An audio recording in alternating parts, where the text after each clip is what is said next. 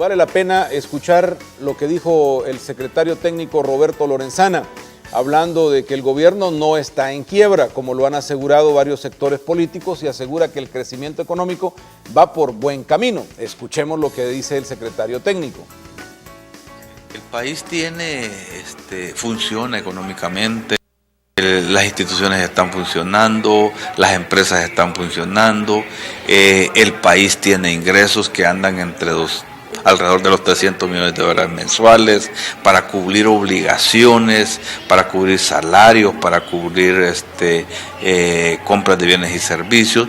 Lo que pasa es que hay un déficit fiscal que ha existido siempre. Si usted lo revisa a lo largo de 20 o 30 años, siempre ha habido un déficit fiscal que se ha cubierto con letes.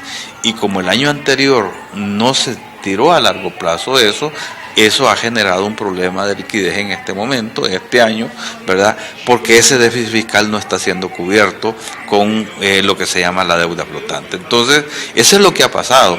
Si hubiera un acuerdo político, estuviéramos en la misma situación que hemos tenido en los últimos 20 años, en la que no ha habido problemas de ese tipo. Con estas declaraciones recibimos a nuestros invitados, los economistas Luis Membreño y Claudio de Rosa. Gracias por acompañarnos, muy buenos días. Claudio, Luis también, bienvenido al programa. Gracias, Rafael, un placer. Pues el objetivo de esta invitación es analizar un poco la realidad fiscal y qué otras cosas podemos hacer más allá de lo que se está platicando, pero en primer lugar un análisis sobre esto que estamos viviendo. La gente dice, nunca se había visto esto de alcaldes pidiendo el FODES o el sistema de salud paralizado porque no se va a poder pagar el escalafón o porque el gobierno dice, voy a pagar esto porque solo para esto tengo. ¿Qué análisis hacen ustedes del manejo financiero que ha tenido el Estado hasta este momento? Y no necesariamente hablando solo de los últimos gobiernos del FMLN, sino en general. Claudio. Mira, primero que nada he escuchado al secretario Lorenzana, que dice que siempre los gobiernos han tenido déficit. Para empezar, no es cierto. Hay etapas en la historia de El Salvador, cuando uno ha estudiado la historia de la economía de El Salvador, sí hay muchos años que ha sido superavitario el Estado. Se empiezan a complicar las cosas prácticamente a partir de 1979 y viene el rezago del conflicto que tuvimos con Honduras. Entonces ahí hubo un déficit fiscal muy grande, se tuvo que financiar con bonos que compraba el Banco Central de Reserva y después con algún desorden en las finanzas públicas en la época del gobierno del señor Duarte, entonces llegamos a tener una situación tan grave que la inflación en los años 80 fue de 540% de punta a punta, es decir, en los 10 años. Así que eso es incorrecto decir que siempre han habido. Es cosa de conocer la historia del país. Segundo, es importante que lo de las letes también no se usaban antes como se usan ahora. Es algo que se ha empezado a abusar, mira la palabra que estoy usando, abusar del uso de las letes en los últimos, digamos, 10, 15 años. Antes había un uso muy estricto. La única vez que se salió un poquitito esto de las manos fue después de los terremotos de 2001 y 2002, que justamente hubo una emisión especial, pero ahí se pagaron rápidamente y quedó nuevamente, históricamente lo que ha tenido de uso han sido montos en el orden de 100 a 150 millones de dólares, un par de años de 200 millones, pero nunca como ahora. Entonces, es cosa de estudiar y conocer las cosas antes de dar una aseveración. El problema, igual como se los digo a los jóvenes en el aula de clase, el endeudarse no es problema, no hay ningún problema endeudarse. El problema es endeudarse más allá de lo que uno puede pagar, porque ahí empiezas a tener problemas y como está sucediendo en El Salvador en este momento, no solo nos estamos endeudando para inversión, está muy bien, nos estamos endeudando para pagar gasto corriente, es decir, el diario vivir. Igual que si usted, señora, señor, que usted se esté endeudando para pagar el supermercado o ir al mercado a comprar. Entonces ahí empieza un problema más grave. Y más aún, se está pidiendo prestado para pagar lo que ya se debe. Entonces, ¿qué es lo que tenemos en este momento? El Salvador es como aquel paciente que está entrando de urgencia al hospital, está muriéndose fiscalmente hablando, está en una crisis aguda, lo primero que hay que hacer es ponerle oxígeno y sangre, porque si no se me muere el paciente ahora, a la vuelta de la esquina. Y hay que prepararlo para hacer la operación mayor después. Pero al hacer la operación mayor, que son los ajustes estructurales que habría que hacer al sistema económico, al sistema fiscal, viene otro problema, que si lo hago mal también, se me muere el paciente. O sea, una situación muy grave la que estamos Luis, viviendo. ¿cómo estás evaluando la situación? Mira, yo creo que estamos ante una situación difícil. El país ha pasado por situaciones difíciles con anterioridad. Yo me acuerdo, por ejemplo, antes que tomara posesión el presidente Cristiani, fue una situación muy difícil la que se tenía. No había dinero en caja, no se podía pagar la deuda externa y además estaba en guerra. O sea, era una situación súper complicada y se logró resolver. O sea, se tomaron una serie de medidas, se fue al Club de París, y se hizo una gran cantidad de cosas y al final se hizo una reforma estructural también y se resolvieron los problemas, ¿verdad?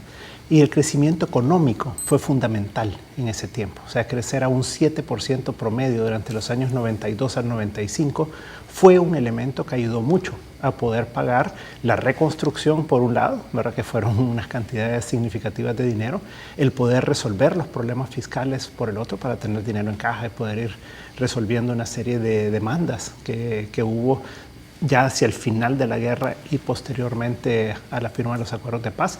Entonces, yo creo que periodos difíciles hemos tenido. Ahora, lo importante en estas cosas es poder actuar con celeridad. Y yo creo que eso es lo que no ha habido en esta ocasión. Y es que hemos venido hablando de hace ya varios años de que venía este problema y particularmente a partir de principios de este año. Se les hizo ver que la situación iba a ser insostenible, que el segundo semestre iba a ser muy complicado, a menos que en el primer semestre se llegara a acuerdos. Y ahí fue donde yo creo que hubo un error de cálculo de parte del gobierno. Tal vez ellos apostaron demasiado a que iban a pasar la reforma de pensiones y ellos creo que han sobredimensionado el tema de pensiones. Ellos le echan la culpa a que las pensiones es la clave para resolver el problema o la clave del problema fiscal y yo no coincido en eso, ¿verdad? Pero entonces ellos creyeron que pasando la ley de pensiones en el primer semestre, en que se establecía un sistema mixto, entonces iban a resolver el problema. La cosa es que al no lograr los votos, entonces llegamos a julio en el que estalló la crisis. Lo que pasa es que no fue muy público, eso porque se manejó a nivel de la banca, ¿verdad? Y la banca le dio una cantidad significativa de dinero al gobierno, le dio 214 millones de dólares en ese momento. Y hubo 100 millones, 100.9 millones que se emitieron también de los bonos de seguridad que ya habían sido emitidos hace algún tiempo y que los compraron las AFPs. Entonces, el gobierno se logró nutrir de esa cantidad bastante grande de dinero y eso le abajó el agua. Entonces pasó julio, pasó agosto y llegó a parte de septiembre. Pero ahí yo creo que se equivocaron nuevamente creyendo que iban a poder seguir emitiendo letras del Tesoro indefinidamente y las letras del Tesoro a septiembre terminaron con 1.040 millones de dólares. Nunca habíamos pasado de los 1.000 millones. Entonces, yo creo que el tema es que si tú no haces un buen diagnóstico financiero, ¿verdad? Y si tú no estás claro que tenés que negociar, pero en serio, con el partido de oposición, más importante que es Arena, y Arena tiene que tener clara su responsabilidad también en este momento histórico. Entonces yo creo que ahí es a donde nos lleva la situación donde estamos ahora, y es que cada semana tú ves que dicen, ahora necesitamos bonos para 71 millones, ahora necesitamos bonos para 134 millones para el FORE. ¿Ustedes creen que esto es de incapacidad en el manejo de las finanzas o esto es con una premeditación, esto es con un uso irracional de los recursos? Porque todo el mundo está diciendo, lo dijo también en el pasado, esto va a suceder, pero no se ha hecho caso. El ministro de Hacienda siempre dijo, aquí todo va bien, y de repente entonces se dice, hoy ya no tengo para pagar nada. Entonces uno no sabe y hay que preguntarlo así, ¿hay incapacidad aquí o ha habido qué para llegar a este punto? Yo creo que sí, o sea, ha habido incapacidad para resolver los problemas. Porque una parte es la técnica, una parte es tu contabilidad y tu flujo de efectivo y cómo lo manejes y si haces los recortes de gasto que se deberían de haber hecho ya desde hace bastante tiempo, más aprovechando los precios del petróleo bajos, que ya tenemos 2 años de estar en esta situación. O sea, les dio espacio de tiempo para haber hecho toda una serie de reestructuraciones en su gasto que debieron de haberlo hecho. Entonces, yo creo que sí, que ha habido un poco de eso, o bastante de eso, pero por el otro lado también creo que ha sido la combinación con lo político. Y creo que el FMLN es obviamente un partido político, pero con una forma de entender la realidad que no va acorde a la situación financiera. ¿A qué me refiero con esto? Es que cuando tú topas, ¿no?, tú tenés que estar dispuesto a ceder. Y yo ahí veo todavía una falta de lectura del FMLN de la situación, creyendo que pueden seguir con grupos de choque, que pueden seguir con presiones mediáticas, que pueden seguir presionando a la sala, por ejemplo, de la manera que lo están haciendo, de lo constitucional. Entonces, yo creo que esa forma de actuar es la que tiene que parar. Y tú no puedes estar sentado en una mesa de negociación discutiendo una solución integral y estar por el otro lado pasando un decreto el 30 de septiembre, por ejemplo, de reforma del fideicomiso de pensiones, que va totalmente en contra de lo que se está negociando y lo que se debería hacer. Entonces, yo creo que tú no puedes manejar dos discursos, no puedes manejar dos actitudes totalmente diferentes, una en la calle y otra en la mesa de negociación. Tú tienes que ser íntegro e integral en esto, porque al final es una negociación que debe ser de aquí al 2020. No, esto no es para resolver octubre, septiembre antes o noviembre, sino que esto es para resolver realmente la situación fiscal del país antes que arranquemos las dos campañas electorales que ya se avecinan. Claudio, ¿es incapacidad esto? ¿O ha sido negligencia? ¿O simplemente una visión política de la realidad económica? Mira, Luis tiene absolutamente toda la razón. Creo que no hay necesidad de repetir, es decir, copiemos y peguemos lo que acaba de decir Luis. Es muy buen análisis. Lo que yo le agregaría, no sé si hay voluntad de solucionar el problema, voluntad. Porque hay una cosa, fíjate que yo escribía el 5 de diciembre del 2011, mira cuánto te estoy diciendo, 5 de diciembre del 2011, en la prensa gráfica decía: los resultados fiscales reflejan el nocivo efecto del populismo, decisiones equivocadas, falta de racionalidad, transparencia y disciplina fiscal. Claramente el gobierno del FMLN no le faltan recursos, le sobran ansias de gasto. Y se lo predijimos que venía el caso de Grecia claramente. Luego tú tomas todos los organismos internacionales, sin excepción, las casas calificadoras de riesgo, todos le han dicho que el exceso de deuda, bajo crecimiento económico, lo iba a llevar a una situación crítica. ¿Desde cuándo? Los últimos 5 o 6 años. O sea, no es algo que... ¿Cómo sucedió esto? O sea, no es el choque que a uno le avisan que hubo un choque tremendo y ahí está la persona malherida. No, esto es algo que se veía venir. Los países amigos que estuvieron reunidos el otro día con están Estados Unidos, España, Alemania, Colombia, estaban ahí, si se me queda alguno que me perdonen, estaba Colombia, sí, Europa, la Unión Europea, además estaba ahí el Banco Mundial, estaba el BID, la AID, estaban todos los que tienen que ver directamente con el asunto de finanzas de El Salvador. Y en ellos presentaron las líneas para poder alcanzar un acuerdo de sostenibilidad fiscal que señala como causa de la crisis el uso endémico de letes. O sea, bien establecido, porque se está gastando más que lo que se recibe. Entonces, te están señalando eso, y fíjate que el presupuesto de la Nación que están presentando para el próximo año viene pidiendo otros 1.300 millones de dólares en emisión de letes. Entonces, es algo que no tiene sentido. Y el secretario Lorenzana dice que ese documento ya lo conocía el gobierno hace más de un año. Y si lo conocía hace más de un año y estaban atentos, y lo habían mandado a ellos a hacer, dijo, ¿por qué no hicieron nada si hace más de un año ya le dijeron cuál era el problema y dónde tenía que entrar a trabajar? Entonces, esas son las cosas que uno no puede entender. Yo realmente tomo la definición que está dando Luis muy bien, pero no lo puedo entender. Le están avisando que se le va a producir esta crisis, que va a ser gravísimo, y no pone ninguna atención.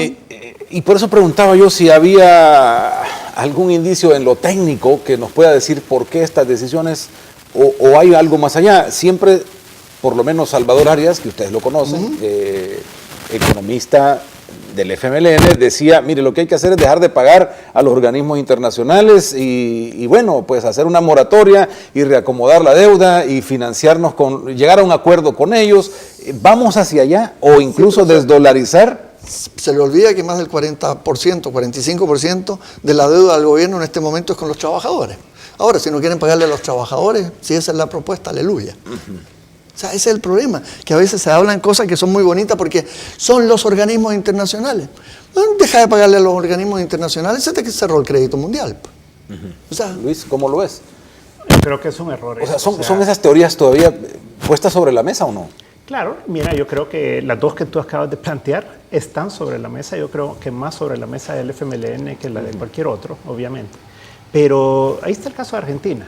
O sea, si tú venís y dejas de pagar tu deuda, no solo con organismos internacionales, no solo con los trabajadores, sino además con los tenedores de deuda del Salvador, que son a los que tú querés llegar ahora con los 1.200 millones de dólares que querés emitir.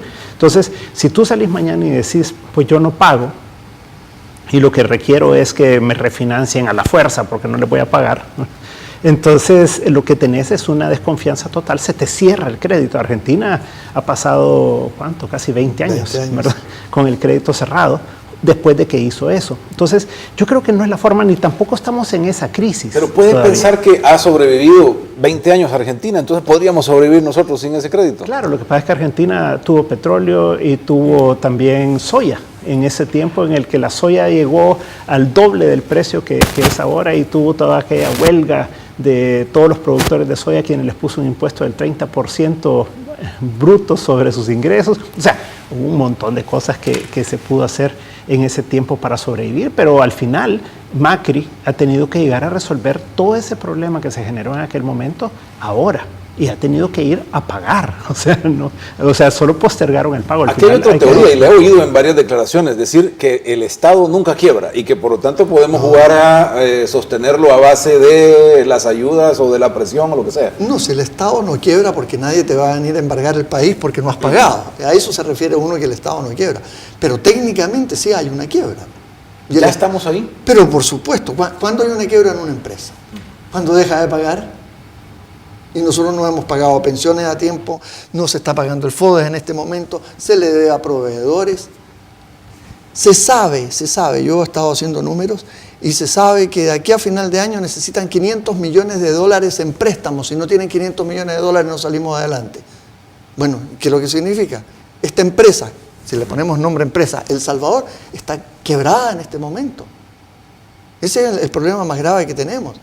Y andan hablando que por la culpa la tiene la Corte Suprema. Siempre hay que echarle la culpa a alguien, ¿eh? La culpa la tiene la Corte Suprema porque no aprobaron los 1.200 millones de dólares. Pero fíjate que no son 1.200 millones de dólares los que le faltan en este momento, son 1.926 millones los que le están faltando. O sea, eso se le olvida a la gente, porque esto va subiendo. Se necesitaban 900. Después de 900, 1.200. Ahora te digo que son 1.926 millones. Y tú sáqueme los números de dónde salió. Bueno, debe 1.041 millones de las letes que tú mencionabas hace un segundo. Devolución de impuestos, 87 millones. Vencimiento de eurobonos, 124 millones que tienen que pagar ahora. Vencimiento de bonos del tesoro, botes, porque hasta el bote se nos está hundiendo en este momento. 19 millones. Nota de créditos, 20 millones. Bono de educación que no han pagado, 28 millones. Pago de interés en el SIP, que ya lo escondieron por ahí, 71 millones, pero eso es una deuda que sigue pendiente. Subsidio de energía, 34 millones. Proveedores, 368 millones. Y FODE, 134 millones. Eso es lo que necesitan en este momento. Y si le agrego otras cosas más que hemos estado encontrando en estos días, ya estamos pasando de los 2.200. Pero el gobierno sigue teniendo ingresos. Ah, sí, indudablemente sigue teniendo ingresos, y eso es lo más bonito, que sigue teniendo ingresos. Pero fíjate que tiene ingresos y no tiene para pagar el FODES. Y ahí hay una violación flagrante de la ley y la Constitución. Ambas dos, por decirlo así en forma simpática. ¿Por qué?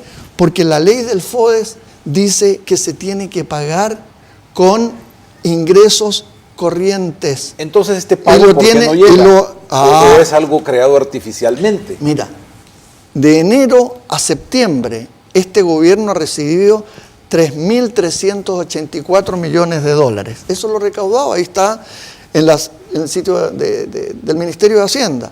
Bueno, han recaudado 92 millones más este año que el año pasado. Y me dices que no hay para pagar el FODES. Y está dentro del presupuesto.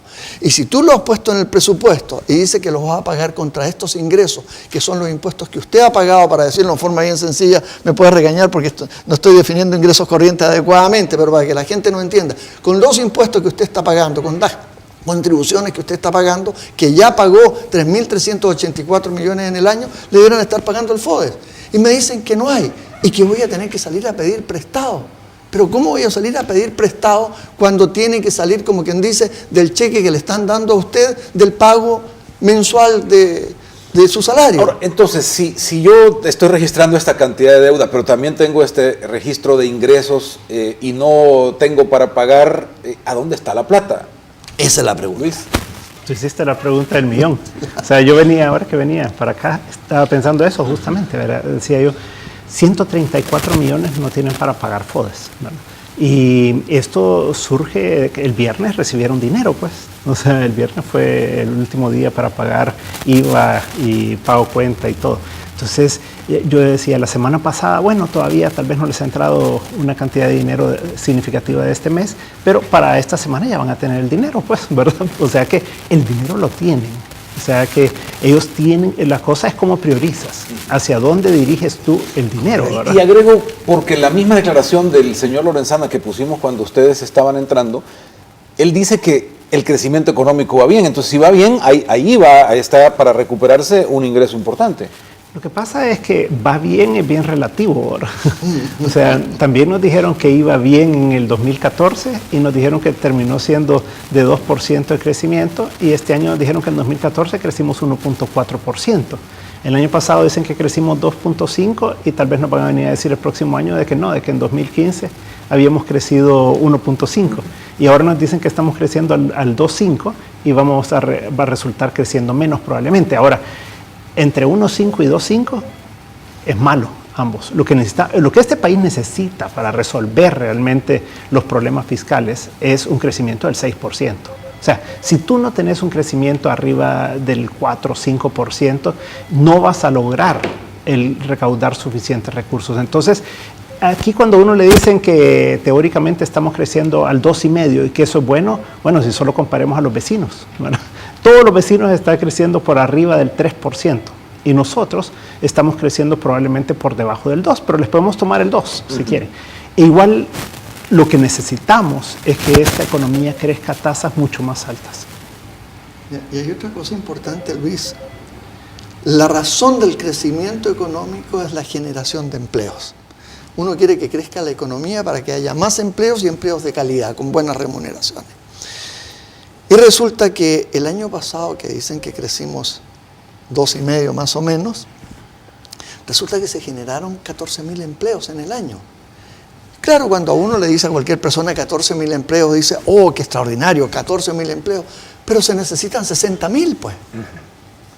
¿Y esos jóvenes dónde fueron a trabajar? Se fueron o al sector informal, los que no tuvieron empleo, o se fueron del país. Sale la noticia ahora que siguen aumentando. Te digo, los asilos están aumentando, peticiones de asilo espectacularmente, la gente se está yendo masivamente, la gente con algún estudio, o tienen que ser tentados por las maras. Eso es el futuro que le estamos entregando a los jóvenes. Me dicen que está creciendo también la economía este año, aleluya, está creciendo. ¿Y cuántos empleos se generaron en la primera mitad del año? Esa es la pregunta. ¿Sabe cuántos empleos se generaron? Es decir, ¿en cuánto aumentó el empleo en la primera mitad del año? No, cambiamos la pregunta. ¿Cuántos empleos se perdieron en la primera mitad del año? Está creciendo, la economía está creciendo, pero se han perdido 2.802 empleos en la primera mitad del año. Bueno, estamos muy mal, señora. Pésimo estamos. Entonces, los números económicos, de crecimiento económico, mire, yo cada vez tengo más dudas. Empiezo a cruzar lo que me dicen. Mire, está creciendo porque está aumentando las remesas. Y resulta que en el 2014 aumentaron más las remesas que están aumentando este año. Entonces, no me cuadra el balance. Esos son los problemas que tenemos. Yo tengo serias dudas de todos los números que están dando. Y yo puedo entrar a mostrarles a ustedes, no es la razón de este programa, todas las cosas que no coinciden, que me dicen que sirvió allá y aquí baja y cambia, no dicen que perjudicó. Fue bueno allá, pero no es bueno acá. Entonces, hay tanta inconsistencia, tanta Vamos a hacer irracionalidad una que no pausa puede. muy breve y volvemos enseguida. Estamos haciendo un análisis de la situación fiscal del país. Enseguida volvemos. Nuestros invitados Claudio de Rosa y Luis Membreño. Ya estamos nuevamente con ustedes.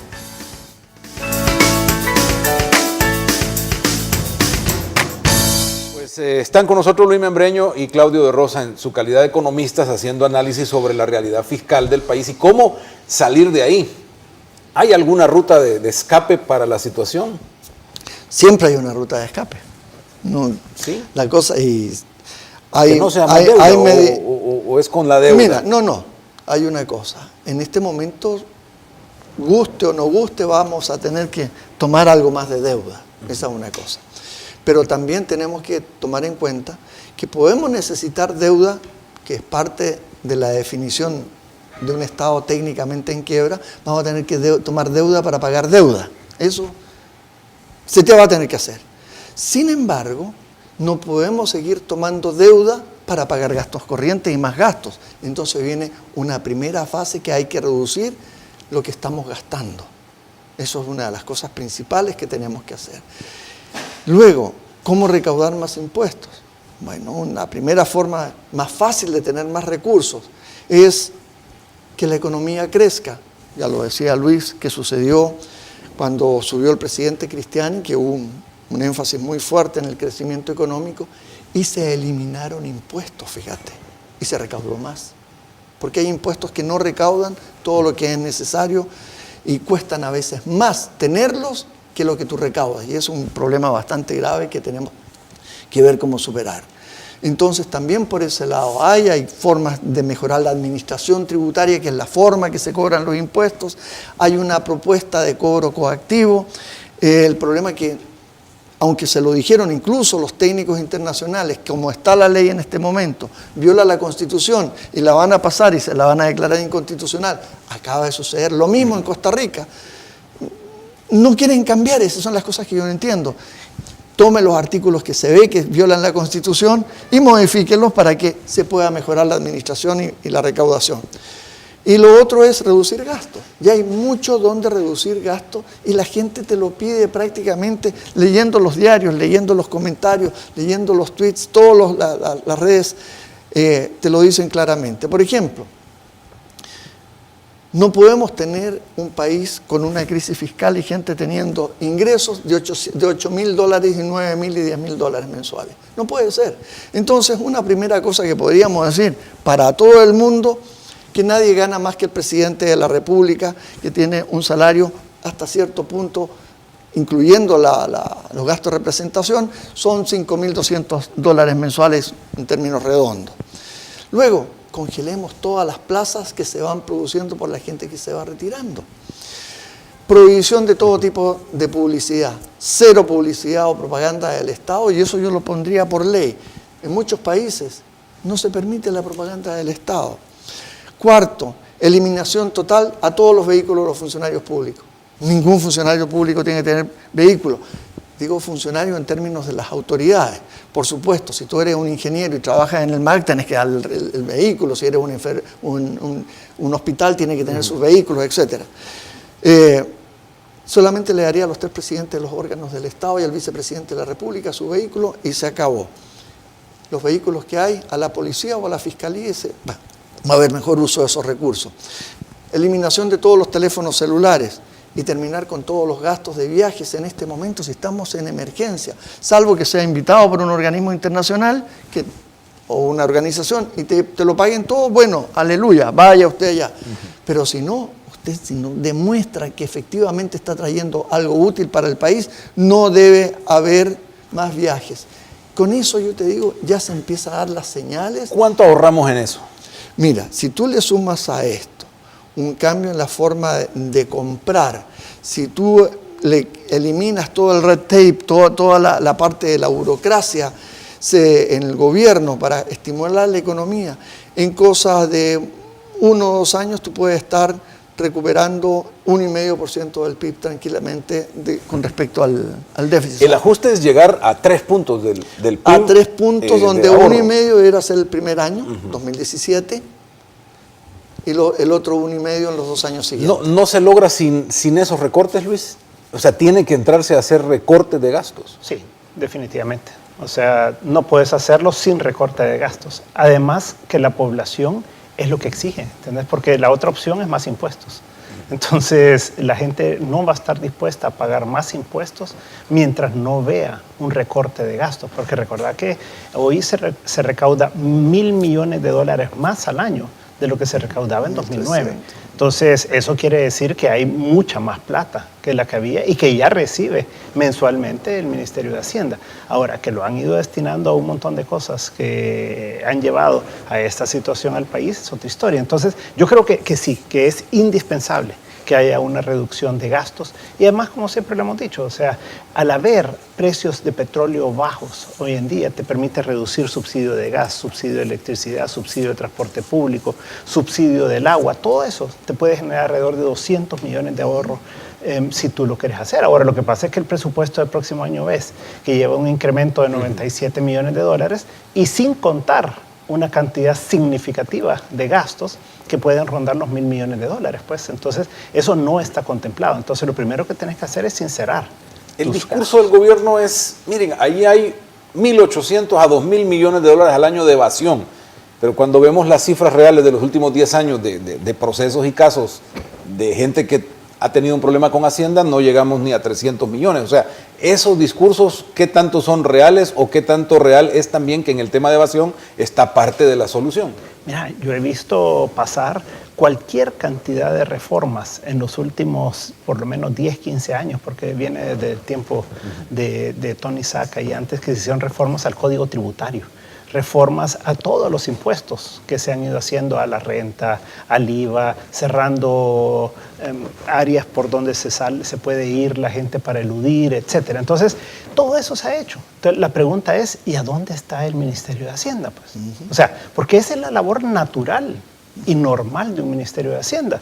Su labor es encontrar a dónde están los que están evadiendo, a dónde están los problemas de los que están eludiendo y actuar. Aquí no se trata de discursos, no se trata de estar diciendo es que los no sé quiénes evaden, es que los no sé cuántos. Vaya y tráigalos. O sea, si usted es el Ejecutivo, si usted es el gobierno, si usted tiene el control de la Dirección General de Impuestos Internos y la Dirección General de Aduanas, vaya y tráigalos, traiga esos 1.000 millones que dice que existen. Si existen, es su obligación irlos a traer. Entonces, a mí todo ese discursito de que, los que evaden y los que eluden, pues vaya, ¿entiendes? Entonces, yo creo que no se trata de estar tratando de pasar leyes inconstitucionales en los que se violan los derechos de los ciudadanos, en los que algo que se presume que es una deuda, porque todavía no lo has probado en todas las instancias y no has llegado hasta la última, que son derechos naturales de los ciudadanos, tú vas a venir a decirles, no, es que administrativamente usted ya me debe porque yo digo.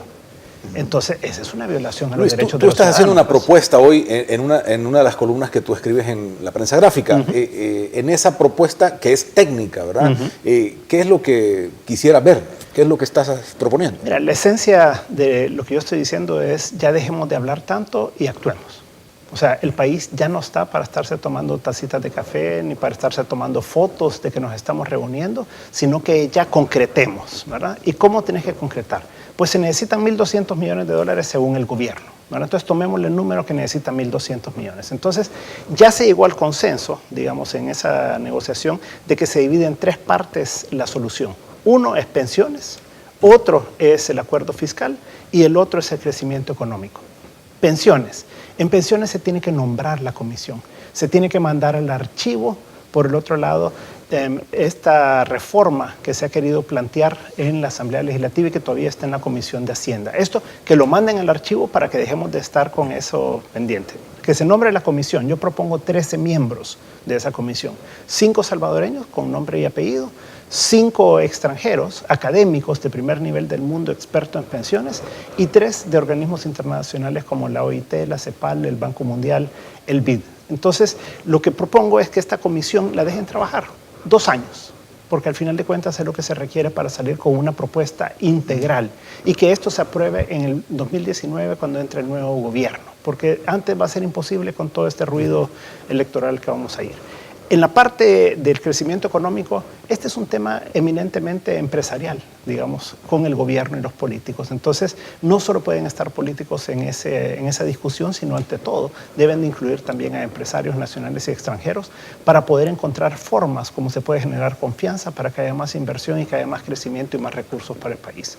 Y el otro tema, que es el inmediato, yo propongo que entre octubre y noviembre se tiene que cerrar esa negociación.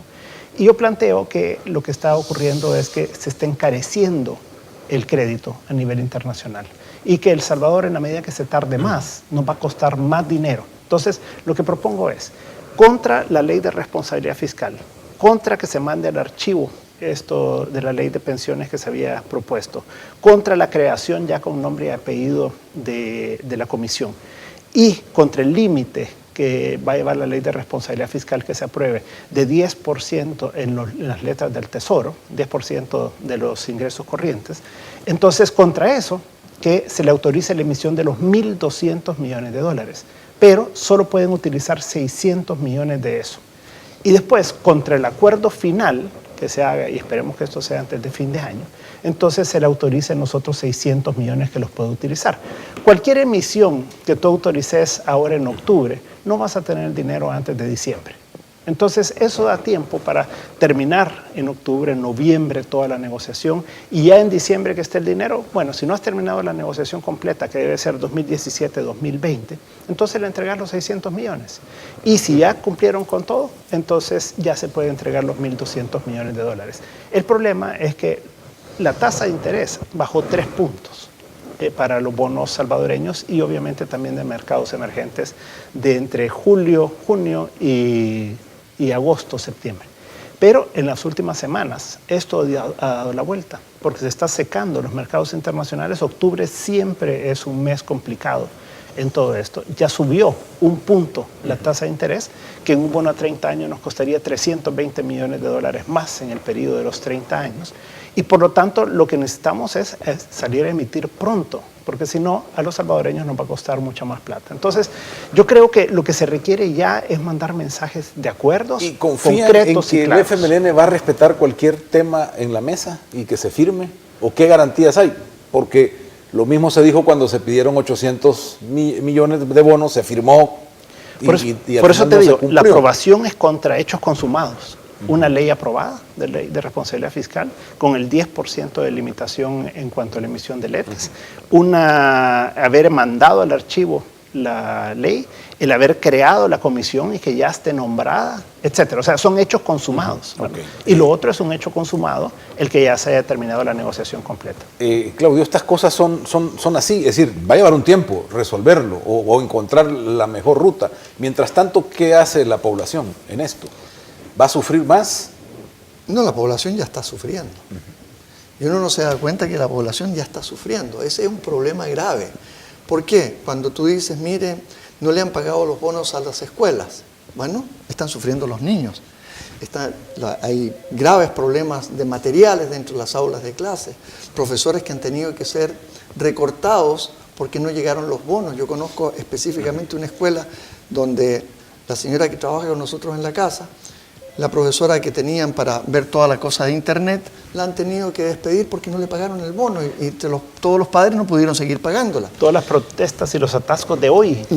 ¿Cuánto cuesta? Tú me dices, bueno, hay una protesta, se ha detenido el tránsito. ¿Cuánta gasolina se está gastando sin avanzar un milímetro? Si tú vas y ves los hospitales están sin medicina, siguen con serios problemas de abastecimiento, pago atrasado a los proveedores. Entonces tú empiezas a sumar todo esto, ya se está sufriendo y en grande. Lo que pasa es que uno como que se va acostumbrando a que suceda esto y, bueno, fíjate, no nos va a pagar este mes, nos van a pagar este otro mes. Mira el caso del FODES. Las alcaldías están pagando en general más o menos entre 60 y 90 días. Vamos a colocar 90 días. Le iban a pagar ahora, al final de este mes, porque se cumplían los 90 días, y van para 3 meses más. Es decir, a esas empresas que han dado sus bienes y servicios a las alcaldías, le están pagando con 90 días de atraso. Pero hay otra cosa peor. Hay trabajadores dentro de las alcaldías que ya están sufriendo porque no les han pagado. ¿Y las familias? ¿Qué? Entonces, hay un problema mucho más grande y profundo en esto, que uno Ver los números fiscales y nosotros hablar como economistas sale muy fácil, porque mire, es que no está incluido este gasto, que mire el cálculo, que el Producto Interno Bruto. Señora, a usted no le interesa eso, a usted le interesa que no le pagaron, o que no tiene las medicinas en el hospital, o que la escuela de su niño está en malas condiciones. Eso es el resultado de todo lo que hablamos los economistas.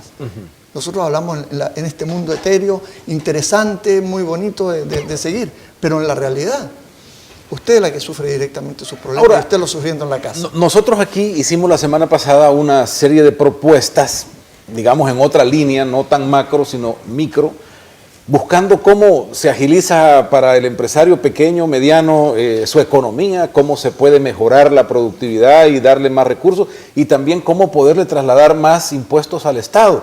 Y uno de esos impuestos es el IVA, cómo le puede llegar más del 13%, el 100% de ese 13%, o que también los empresarios puedan dinamizar su economía. Y queríamos saber de parte de ustedes como economistas la viabilidad o no de estas cosas, para pensar también, por otro lado, cómo mejorar la economía del país. Aquí está una, que era la de la cultura del quedan, que es algo que está ahí todos los días. Uno entrega facturas, te dan un quedan, te pagan cuando quieren, y entonces resulta que es el empresario el que está financiando ese IVA, y cuando hay el atraso del pago ya lo pagamos por adelantado, y la cuestión de exigir el cobro se vuelve algo tan difícil que el quedan no te sirve para mucho, y la factura y el proceso de cobro no es tan eficiente respecto a la factura. Entonces, si esta puede ser un documento de valor exigible, algo como esto puede ayudar en el tema económico, o sea, llegar a pensar estas pequeñas cosas y modificaciones a la economía, Luis. Mira, ya hay muchas empresas que lo hacen. Lo que agregan es al final del crédito fiscal como un pagaré. Entonces, el problema que tiene es operativo, y es que ¿quién te recibe ese documento? Entonces, generalmente te lo recibe alguien que no es el representante legal, ¿verdad? Entonces, mientras no sea representante legal, no es válido ese pagaré firmado por la recepcionista, por ejemplo. Entonces, tiene un problema de operatividad, ya lo ocupan, pero por eso es que se hacen otro tipo de documentos en los que se establece el crédito y todo, y ahí se firma un pagaré, una letra de cambio, lo que sea que exija la empresa. Entonces, yo creo que el tema del quedan es indiferente si es el quedan o la factura, por ejemplo, para poderlo factorar, ¿verdad? Tú puedes llegar así como puedes llegar con el quedan, puedes llegar con la factura ya firmada, o puedes llegar, por ejemplo, con un contrato, ¿verdad? Entonces, lo importante es que haya un documento que sea exigible el pago. Yo no creo que eso cambie mucho realmente, pero se puede hacer con las limitaciones que estamos hablando. Porque mucha de la empresa pequeña sufre porque tiene que entregar los quedan para financiarse, claro, o se quedó financiando el IVA y pues se quedó esperando, pero el gobierno recibe sus impuestos, pero la gente no recibe su pago. Entonces, sí, estas cosas, Claudio, pueden mejorar la economía, hacer modificaciones a estas pequeñas cosas, y ¿por qué no se analiza dentro del flujo económico del ir y venir del recurso de los salvadoreños, hacer modificaciones ahí? Mira, sobre este tema específicamente, en el trabajo que he estado haciendo, me he preocupado que quede claramente en una posible ley de responsabilidad fiscal el hecho que el gobierno tiene que declarar públicamente cuál es el total, en este caso del gobierno, el total de quedan, no hay quedanes en este caso, pero el total de deuda pendiente de pago. Incluso el informe debe decir a quiénes tiene que pagarle, no necesariamente con nombres de empresa, porque no es conveniente tampoco, pero a quienes tiene que pagarle en términos generales, empresas, proveedores, consultores, etc. Y eso es fundamental, tenerlo claro, que se sepa cuánto le están financiando los privados con crédito al gobierno, donde el gobierno paga 0 de interés, pero los privados tienen que absorber toda esa tasa de interés por el no pago a tiempo. E incluso estamos algunos proponiendo que el gobierno no debe demorarse más de 90 días en pagar, y si se demora 90 días más y pasa esta fecha, empieza a aplicar una tasa de interés que tiene que pagar el gobierno al proveedor que no le pagó. Eso ya lo tenemos más o menos planteado en el... ¿No es mucho 90 días? Es que te quiebra un pequeño empresario. Mira, esa es la norma que se tiene en general aquí. Si tú me dices racionalmente si es al contado, tiene que ser dentro de 30 días. Pero se sabe que por todo el proceso burocrático, algunos hemos propuesto 60, pero lo que más se da normalmente son 90 días. Tienes toda la razón, pero hay que jugar también con las costumbres y las tradiciones que hay dentro de una sociedad, y eso hay que considerarlo. Pero que hay formas, claro que hay formas. Si tú te atrasas en pagar los impuestos, ¿qué le pasa a usted, señora, señor? Usted, si es empresario o empresaria, lo sabe mejor. Inmediatamente le van a caer con multa. Bueno, ¿y por qué el gobierno se atrasa en pagarle a usted y nadie le paga multa? Entonces, que la multa serían los intereses. La mejor multa es aplicarle una tasa de interés. Y una tasa de interés, yo incluso soy de la opinión. Deberíamos tener leyes más duras para esto de lo que se atrasa alguien en pagarle, incluso entre privados, no solo con gobiernos, sino que... Por supuesto, sería interesante que fuera incluso entre privados, porque ahí también hay un mundo que, como uno está acostumbrado a mirar hacia el gobierno, mira al gobierno, pero el mundo privado también debería regularse esto, y sería algo interesante. Por ejemplo, es aquí donde, jugando con los propios intereses que tienen que defender las gremiales, se pongan ellos de acuerdo como gremiales cuál sería la mejor forma de trabajar con esto. Y esa propuesta la podrían traer perfectamente las gremiales y decir, esto es lo que proponemos que se reforme para que sea más expedito el pago de los quédanes. Y porque hay una cosa, nadie dice, pero cuando tú tienes un quedan y estás asfixiado, vas a una casa especializada en comprarte los quedanes.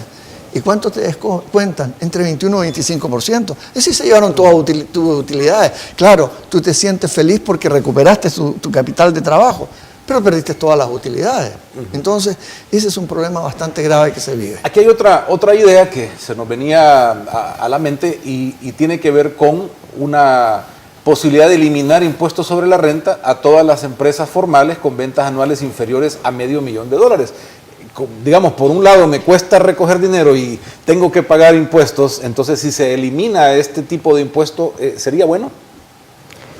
Mira, lo que pasa es que yo creo que antes de que eliminemos impuestos sobre la renta hay que eliminar otro tipo de impuestos o de contribuciones que están generando muchas distorsiones. Por ejemplo, el impuesto a la contribución a la seguridad ciudadana, por ejemplo, que está generando una gran distorsión en el sector de las telecomunicaciones.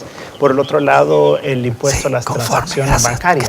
Entonces ahí también se tiene que eliminar, porque esto está generando que se maneje mucho más efectivo en la sociedad y que al final de cuentas esto se preste más para el lavado y para todo este tipo de problemas que son mayores. Entonces yo creo que yo preferiría eliminar estos otros, ¿verdad?, que son más nocivos.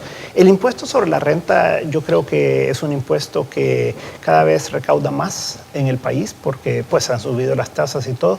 No creo que sea conveniente el reducir quienes contribuyen, sino por el contrario. Creo que deberíamos de incluir a muchos que no pagan impuestos sobre la renta ahora, tanto empresas como personas naturales. Hay mucho negocio informal, por ejemplo, que no paga impuestos sobre la renta ni IVA.